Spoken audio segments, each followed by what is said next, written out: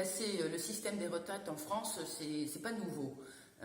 Ça fait des années effectivement que les gouvernements essayent de mettre fin à ce régime, mais il faut bien dire que là, Macron et son gouvernement lancent une attaque sans précédent contre notre système de retraite.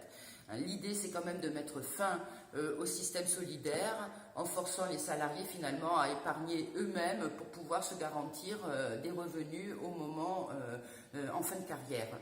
La réforme des retraites sauce Macron, c'est quoi? Eh bien, c'est faire baisser le montant des pensions. Déjà qu'elles ne sont pas à la hauteur des besoins des retraités. On le voit bien dans nos territoires. Un grand nombre d'agriculteurs sont bien en deçà de 1 000 € pour pouvoir vivre, si on peut appeler ça vivre par ailleurs.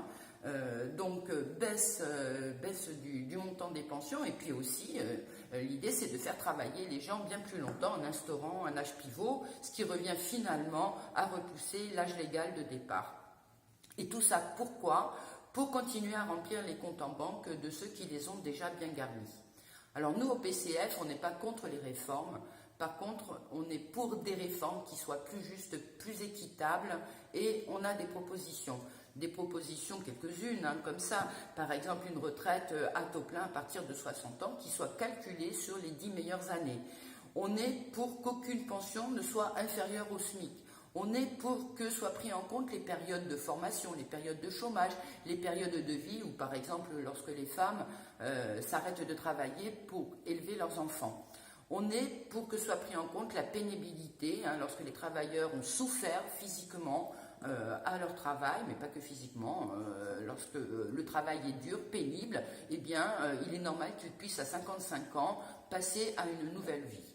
Et tout ça, c'est possible. C'est possible comment? En mobilisant des moyens nouveaux de financement. Exemple, si on avait une vraie politique de relance de l'emploi avec la création d'emplois dans notre pays, eh bien nous serions plus nombreux.